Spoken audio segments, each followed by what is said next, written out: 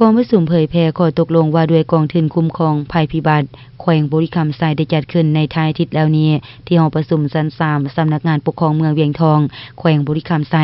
ได้เป็นเกียรติเข้าร่วมของท่านดวงใจพรหมมีไซห้องเลขาพรรคเมืองคณะประธานคุ้มครองภัยพิบัติคันเมืองท่านนางเกตนิสรสุดสดาวงศ์รองหัวหน้าแผนกแรงงานและสวัสดิการสังคมแขวงหัวหน้าคณะพิสอบสร้างนิติกรรมบรรดาคณะประจำพรรคเมืองกรรมการพรรคเมืองหัวหน้ารองหัวหน้าห้องการหัวหน่วยธุรกิจและแผนกการที่เกี่ยวข้องเข้าร่วมท่านนางเกตนิสรสุดสดาวงศ์หัวหน้าคณะพิสอบสร้างนิติกรรมกองทุนคุ้มครองภัยพิบัติคันแขวงได้ขึ้นเผยแพร่ข้อตกลงฉบับเลขที่601ทับคบสลงวันที่6กันยายน2024ว่าด้วยกองทุนคุ้มครองภัยพิบัติแขวง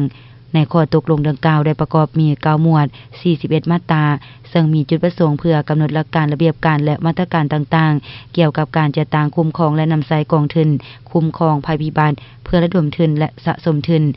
จากภายในและต่างประเทศแน่ใส่สนองทุนให้แก่การช่วยเหลือฉุกเฉินซ่อมแปลงพื้นฐานโครงล่างที่จำเป็นการสอบค้นหาและฟื้นฟูหาประกันให้ชีวิตการเป็นอยู่ของประชาชนผู้ที่ประสบภัยพิบัติปลอดภัยและดีกว่าเก่าประกอบส่วนเข้าในการปกปักรักษาและสร้างสาพัฒนาแขวงบริคำไซ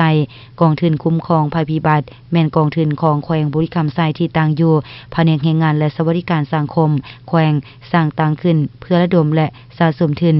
นำใส่เข้าในการช่วยเหลือบรรทุกผู้ที่ประสบข้อหายจากภัยพิบัติเช่นภัยพิบัติที่เกิดขึ้นโดยธรรมชาติและภัยพิบัติที่มนุษย์สร้างขึ้นพร้อมกันนั้นผู้เข้าร่วมกองประชุมก็ได้ประกอบคำคิดคำเห็นใส่บางมาตราอย่างกงไปกงมาตื่มอีก